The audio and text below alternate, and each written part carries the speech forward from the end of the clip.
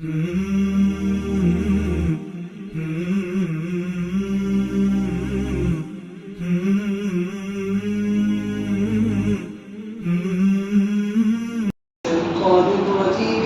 الله الرحمن الرحيم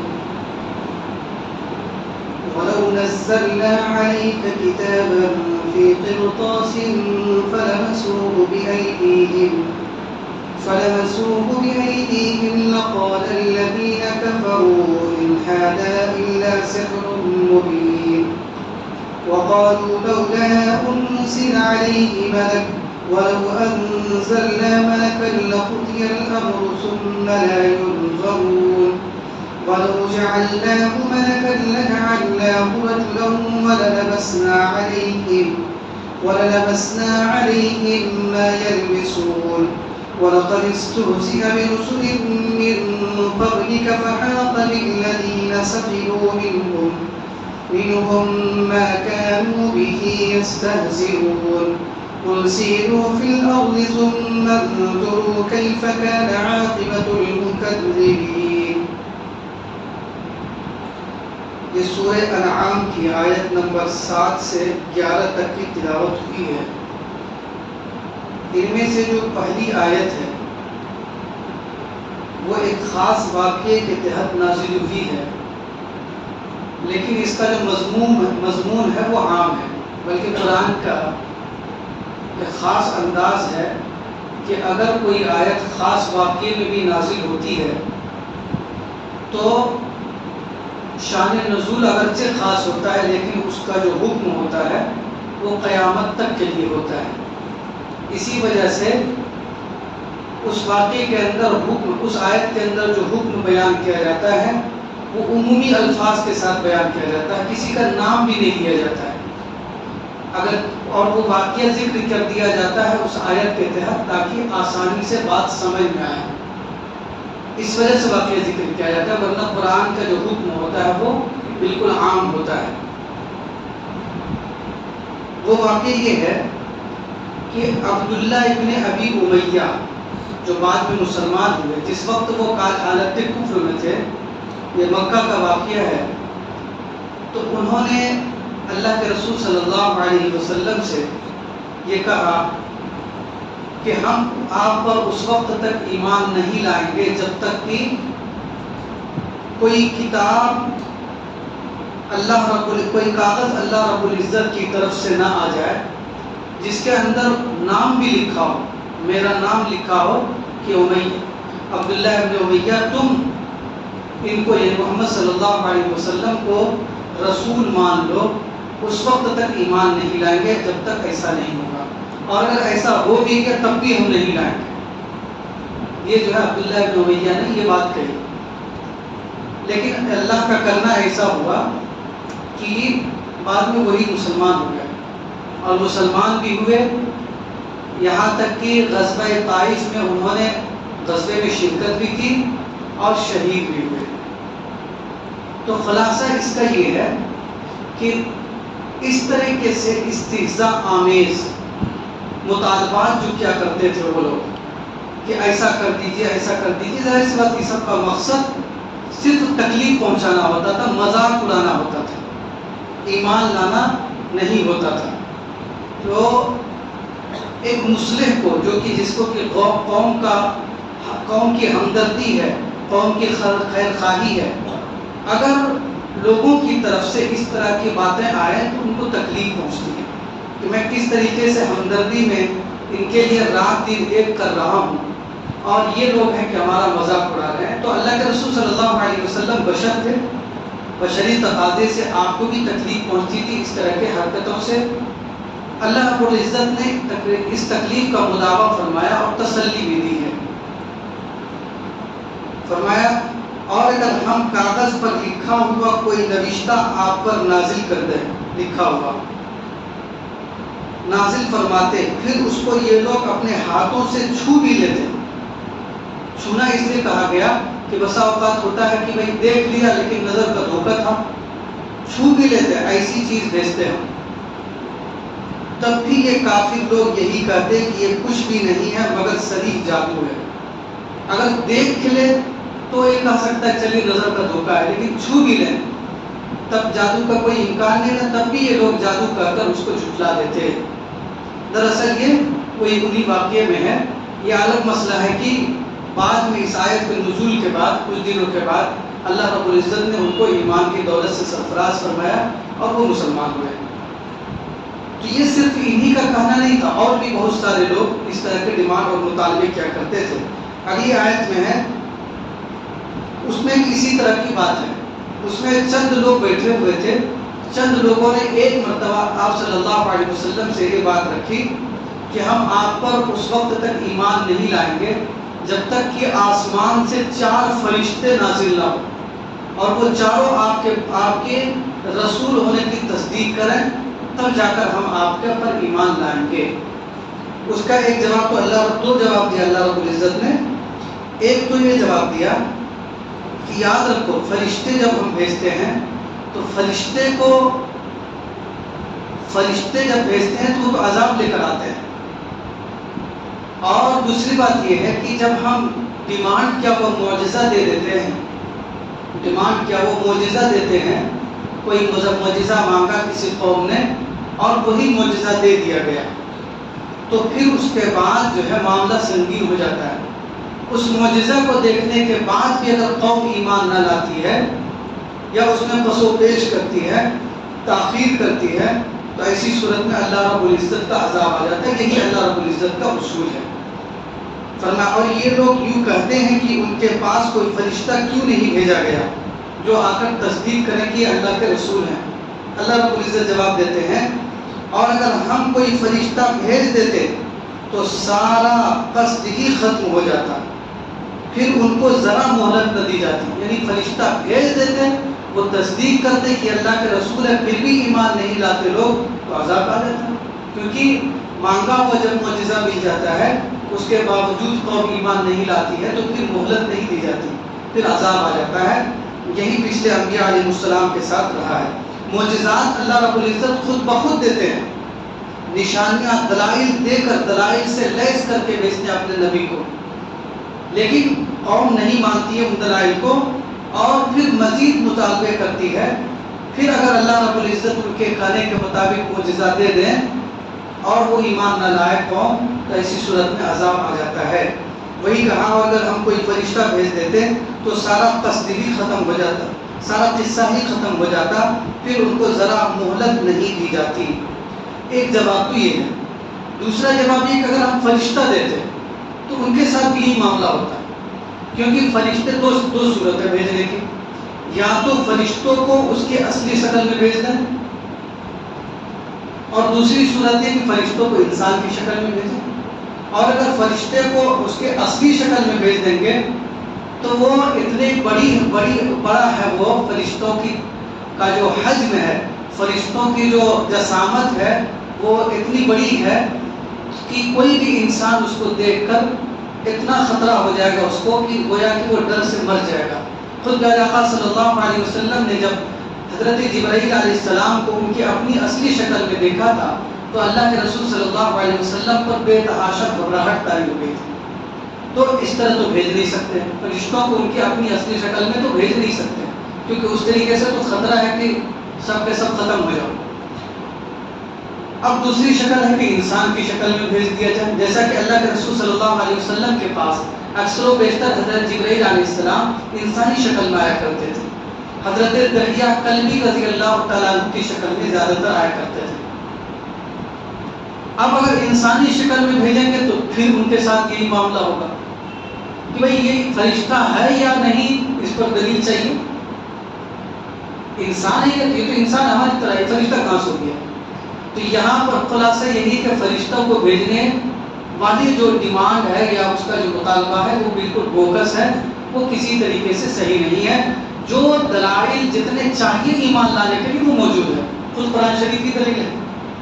اگر اسی کے اندر غور کر لیں تو وہ لوگ ایمان لے آئے کہ اتنا اعلیٰ معیار کا کلام ایک ایسی زبان سے جاری ہو رہا ہے کہ جس شخصیت نے کسی استاد سے کچھ نہیں پڑھا، جس نے عالم پوری دنیا کا سفر نہیں کیا کہ ان کو قوموں کے حالات معلوم ہو، تب بھی اس کی زبان سے ایک ایسا کلام جاری ہو رہا ہے جس میں دیگر اقوام کے اور پوری دنیا میں ہزاروں سال پہلے کیا کیا ہوا وہ سچ سچ بیان ہو رہا ہے، تو یقیناً کوئی ایسی ذات ہے جس نے اس کو بتلایا ہے، کوئی اللہ رب العزت ہے۔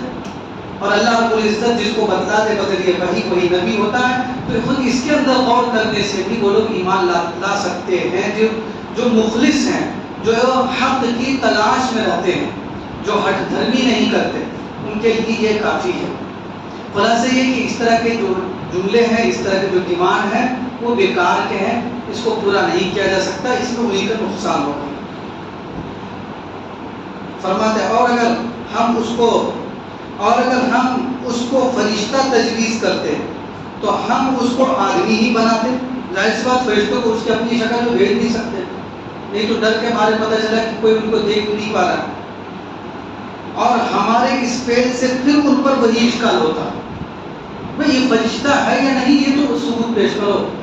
اس طرح نبی کو نبی ماننے کے لیے ثبوت مانگ رہے ہو، اور وہ بھی وہ ثبوت جو اپنے من سے چاہیے، ہمارا من منہ مانگا ثبوت چاہیے، اسی طریقے سے اس فرشتے کے لیے پھر تم کو ثبوت چاہیے، پھر کسی چیز کو بھیجیں گے تو پھر وہ والا ثبوت چاہیے، تو اس طریقے سے یہ ایک بیکار سوال ہے، اور ہمارے اس فعل سے پھر ان پر وہی اشکال ہوتا جو اب اشکال کر رہے ہیں۔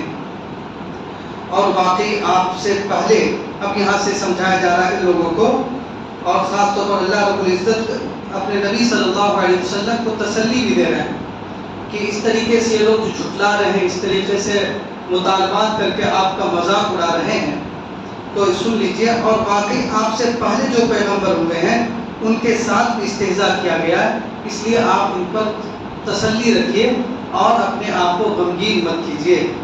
پھر جن لوگوں نے ان سے تمسخر کیا تھا ان کو اس عذاب نے آ گھیرا جس کا وہ تمسخر کیا کرتے تھے، جس عذاب کا مذاق اڑاتے تھے وہی عذاب ان پر آ گیا۔ آپ فرما دیجئے کہ ذرا زمین میں چلو پھرو، پھر دیکھ لو کہ تکذیب کرنے والوں کا، جھٹلانے والوں کا کیسا انجام رہا۔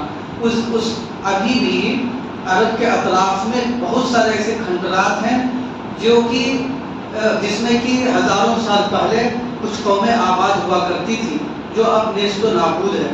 اردن وغیرہ کے علاقے میں قوم عاد، قوم ثمود کے کھنڈرات جو ہے موجود تھے، وہ لوگ جانتے بھی تھے کہ اس طریقے کی چیزیں وہاں پر موجود ہیں۔ قل لمن ما في السماوات والأرض قل لله كتب على نفسه الرحمة ليجمعنكم إلى يوم القيامة لا ريب فيه الذين خسروا أنفسهم فهم لا يؤمنون وله ما سكن في الليل والنهار وهو السميع العليم۔ آپ کہہ دیجئے کہ جو کچھ آسمانوں اور زمین میں موجود ہے یہ سب کس کی ملکیت ہے؟ آپ کہہ دیجئے کہ آپ پوچھئے ان لوگوں سے، پھر خود ہی جو ہے جواب دیتے ہیں۔ آپ کہہ دیجئے کہ یہ سب اللہ کی ملکیت ہے۔ سوال فرما رہے اللہ رب العزت فرماتے کہ آپ ان سے سوال کیجئے اور خود ہی جو ہے جواب بھی دلوا رہے ہیں۔ دراصل یہ ایک ایسا سوال ہے جس کا جواب کفار مکہ بھی یہی دیتے ہیں کہ جو بھی زمین و آسمان ہے اس کی ملکیت اللہ رب العزت کی ہے اور اللہ رب العزت نے ہی بنایا ہے، یہ وہ لوگ بھی مانتے تھے، اللہ نے ہی زمین و آسمان کو پیدا کیا، اتنا وہ لوگ بھی مانتے تھے۔ شرک کرتے تھے وہ لوگ وہ دوسری باتوں کی وجہ سے، وہ ان باتوں کی وجہ سے کہ اللہ رب العزت بادشاہوں کو بادشاہ ہے، اس نے اپنے کانندے بنا لیے ہیں، کچھ لوگوں کو کچھ ذمہ داریاں دے دی ہیں، جس طریقے سے بادشاہ جو ہے گورنر رکھتا ہے، اس کے نیچے وزیر رکھتا ہے، محکمے تقسیم کر دیتا ہے، ڈپارٹمنٹ الگ الگ کر کے تقسیم کر دیتا ہے، اسی طریقے سے اللہ رب العزت نے کیا ہے۔ تو جو بت ہم پوجتے ہیں جن کو، انہی لوگوں کو جو ہے محکمے تقسیم کر دیا ہے، کسی کے ذمہ اولاد دینا دے دیا، کسی کے ذمہ روزی پہنچانا دے دیا، اس طرح کا جو ہے وہ لوگ تصور کرتے تھے، اور اسی وجہ سے وہ کہتے تھے کہ ہم ان لوگوں کو پوچھتے ہیں۔ اللہ رب العزت نے جا بجا پوچھا، سوال یہ بھائی بتاؤ تو کہ یہ جو بت ہیں ان کو یہ ذمہ داری کس نے دی ہے، اس کی دلیل کیا ہے تمہارے پاس؟ تم جو کہتے ہو کہ لات ہمارا یہ کام کرتا ہے، عزا ہمارا یہ کام کرتا ہے، اس پر دلیل لائیے۔ ان ہی الا اسماء سمیتموها، وہ تو چند نام ہے جس کو تم لوگوں نے گھڑ لیا ہے، بس اس کو پوجا پاٹ کرنا شروع کر دیا ہے۔ اللہ رب العزت کو کسی کارندے کی یا کسی کو وزیر یا مشیر بنانے کی ضرورت نہیں ہے، وہ اللہ اسی لیے ہے کہ اس کو کسی کی ضرورت نہیں ہے۔ فرماتے ہیں قل سیروا فی الارض، تو خلاصہ یہی ہے کہ جواب جو ہے اہل مکہ بھی یہی دیتے جو کہ اللہ کے رسول صلی اللہ علیہ وسلم سے روایت گیا، جیسا کہ کئی جگہ خود قرآن کریم میں ہے وَلَئِن سَأَلْتَهُم مَّنْ خَلَقَ السَّمَاوَاتِ وَالْأَرْضَ لَيَقُولُنَّ اللَّهُ، آپ اگر ان سے پوچھیں کہ کس نے پیدا کیا زمین و آسمان کو، تو یہ لوگ کہیں گے لَيَقُولُنَّ اللَّهُ، یہ لوگ کہیں گے کہ اللہ رب العزت نے ہی پیدا کیا ہے۔ تو وہ لوگ اتنا مانتے تھے، اسی لیے جو کہ جواب متعین تھا اسی لیے خود ہی جواب دے دیا۔ جب یہ وہ بات طے ہو گئی کہ اللہ رب العزت ہی خالق ہے، اس میں پورے تمام کے تمام لوگ مانتے تھے اس زمانے کے، تو پھر شرک کیوں؟ عبادت بھی اسی کی ہونی چاہیے۔ آپ کہیے کہ جو کچھ آسمان اور زمین میں موجود ہے یہ سب کس کی ملک ہے؟ آپ کہہ دیجئے کہ سب اللہ ہی کی ملک ہے، لہذا اب تم لوگ کیوں اس کے ساتھ دوسرے کو شریک کرتے ہو؟ ایک چیز اس نے بنائی ہے اور وہی مستحق عبادت ہے، وہی واجب العبادت ہے، تو اس کے ساتھ کسی کو شریک کرنا بہت بڑا جرم ہے جس کی سزا ملے گی۔ کتب علی نفسہ الرحمہ، اس نے یعنی اللہ رب العزت نے مہربانی فرمانا اپنے اوپر لازم فرما لیا ہے، یعنی اپنے اوپر لازم کر لیا کہ ہم مہربانی کریں گے۔ ایک روایت میں کہ اللہ کے رسول صلی اللہ علیہ وسلم نے فرمایا کہ اللہ رب العزت نے زمین و آسمان کو پیدا فرمانے کے بعد چند چیزیں لکھ لی تھی، اس میں سے ایک یہ بات اور یہ جملہ بھی لکھا تھا کہ الرحمت تغلب علی الغضب، کہ میری جو رحمت ہو رحمتی کہ میری جو رحمت ہوگی وہ ہمیشہ میرے غضب اور میرے غصے پر غالب رہے گی۔ تو یہ بات اللہ رب العزت نے مہربانی فرمانے کا ارادہ کر لیا ہے، اور اسی مہربانی کا نتیجہ ہے کہ تم کو جگہ جگہ بار بار پیرائے بدل کر انداز بدل کر تم کو سمجھایا جا رہا ہے تاکہ تم لوگ سمجھ لو اور کل قیامت کے روز ناکامی سے اور خسارے اور نقصان سے بچ سکو۔ کتب علی نفسہ الرحمہ لیجمعنکم، تم کو خدا تعالیٰ قیامت کے دن جمع کر دیں گے، ایک میدان میں جمع کر دیں گے، پھر وہی حساب و کتاب ہوگا جس کے آنے میں کوئی شک نہیں ہے۔ جن لوگوں نے اپنے کو ضائع کر دیا سو وہ ایمان نہ لاویں گے۔ مطلب یہ ہے کہ اللہ رب العزت نے تو کر دیا اپنے اوپر طے کہ ہم سب کے ساتھ مہربانی کریں گے، ہم رحمت کریں گے، اللہ یہ کہ کچھ لوگ جو خود اپنے اعمال سے ہی اپنا نقصان کرنے لگتے ہیں، تو اس کو کون کیا کر سکتے ہیں؟ جو لوگ ایمان نہیں لائے وہ اپنے اعمال کی وجہ سے ہی نقصان اور گھاٹے میں ہے۔ اللہ رب العزت کا جو معاملہ ہے رحمت کا، وہ اپنی جگہ ہے۔ خلاصہ یہ کہ اللہ رب العزت نے رحمت کو لازم کر دیا کہ ہم مہربانی کریں گے، لیکن اگر کوئی شخص ایمان نہیں لائے گا تو وہ خود اپنا نقصان اپنے ہاتھوں کر رہا ہے، تو اس میں کوئی کچھ نہیں کر سکتا۔ وَلَهُ مَا سَكَنَ، اور اسی کی یعنی اللہ رب العزت ہی کی ملک ہے سب جو کچھ رات اور دن میں رہتے ہیں، اور وہی ہے بڑا سننے والا بڑا جاننے والا۔ قل أغير الله أتخذ وليا فاطر السماوات والأرض وهو يطعم ولا يطعم قل إني أمرت أن أكون أول من أسلم ولا تكونن من المشركين قل إني أخاف إن عصيت ربي عذاب يوم عظيم من يصرف عنه يومئذ فقد رحمه وذلك الفوز المبين وإن يمسسك الله بضر فلا كاشف له إلا هو وإن يمسسك بخير فهو على كل شيء قدير وهو القاهر فوق عباده وهو الحكيم الخبير۔ آپ کہیے کہ کیا اللہ کے سوا جو کہ آسمانوں اور زمین کے پیدا کرنے والے ہیں اور جو کہ کھانے کو دیتے ہیں اور ان کو کوئی کھانا نہیں دیتا، کیا ان کے سوا کسی کو معبود قرار دے دوں؟ یعنی یہ تو بڑے تعجب کی بات ہے کہ جو ذات ایسی ہے کہ جس نے زمین و آسمان کو پیدا کیا اور اس روئے زمین پر جہاں جہاں جس کو بھی جس طرح کی غذا کی ضرورت پڑتی ہے وہ ساری ضروریات اللہ رب العزت پورا کرتے ہیں، تو وہی مستحق عبادت ہے، وہی واجب الاطاعت ہے، ان کے علاوہ میں کسی کو شریک کیسے قرار دیتا ہوں؟ آپ فرما دیجئے کہ مجھ کو یہ حکم ہوا ہے کہ سب سے پہلے میں اسلام قبول کروں اور تم مشرکین میں سے ہرگز نہ ہونا، یہ ہم کو حکم ملا ہے۔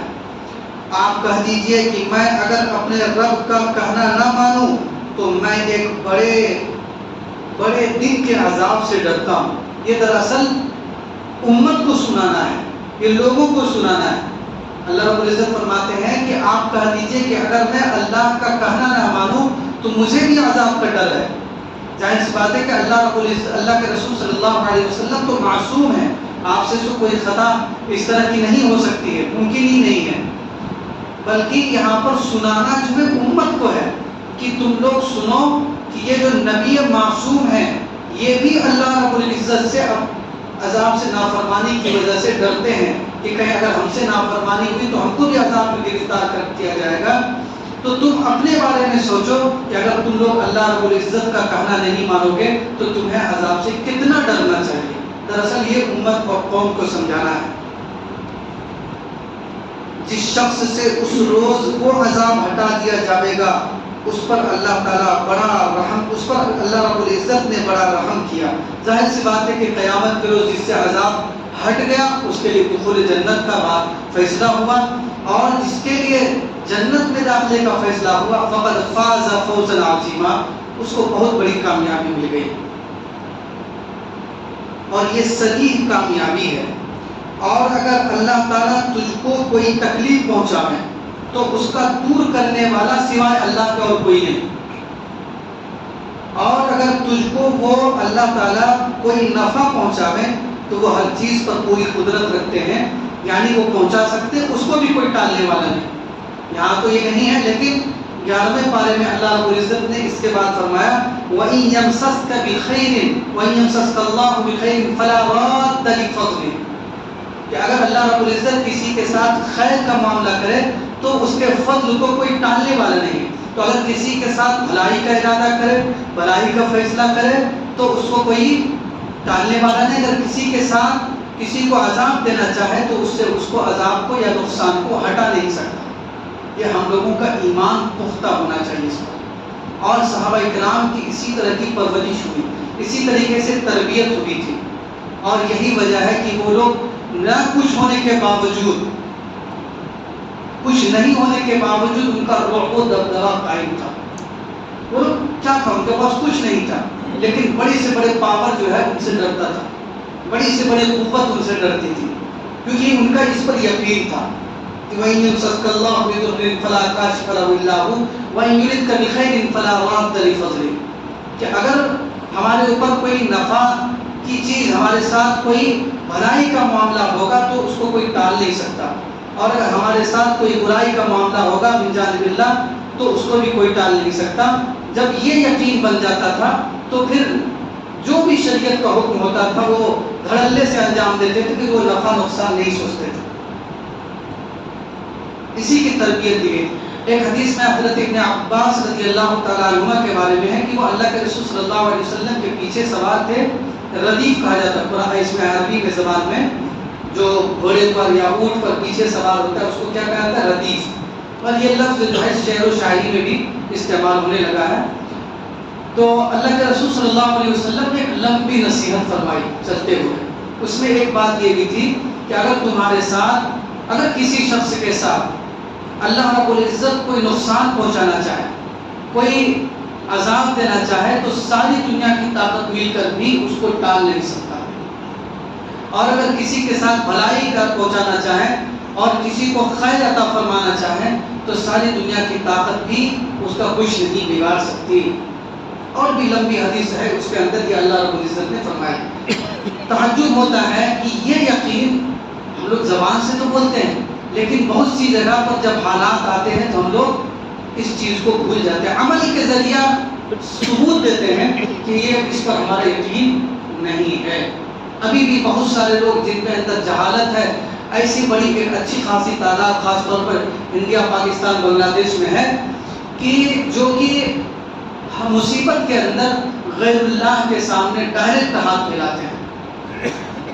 اللہ رب العزت کہتے ہیں کہ ہر خیر کو دینے والا وہی ہے اور ہر شر کو ٹالنے والا بھی وہی ہے. تو پھر ہم غیر اللہ کے سامنے کیوں ہاتھ پھیلائیں؟ تو یہ اس آیت کے بالکل خلاف کام کر رہے ہیں.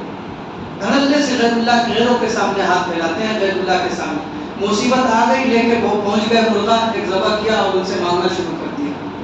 مصیبت پہنچی، صحابہ کرام کو مصیبت پہنچتی تھی تو وہ ڈائریکٹ مسجد دوڑتے تھے.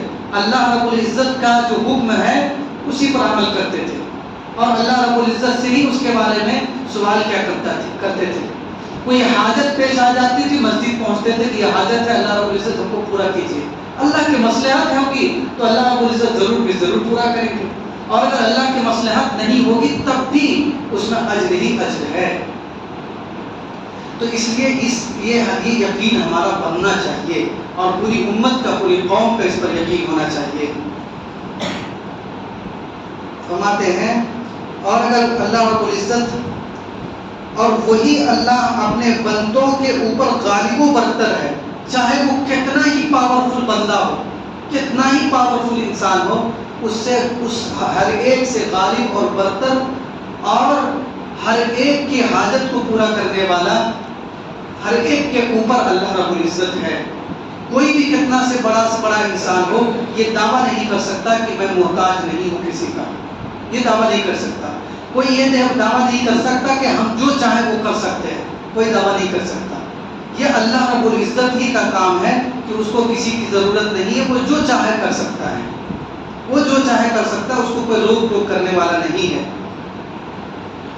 اور وہی ہے اللہ تعالیٰ اپنے بندوں کے اوپر غالب و برتر اور وہی بڑی حکمت والے اور پوری خبر رکھنے والے ہیں.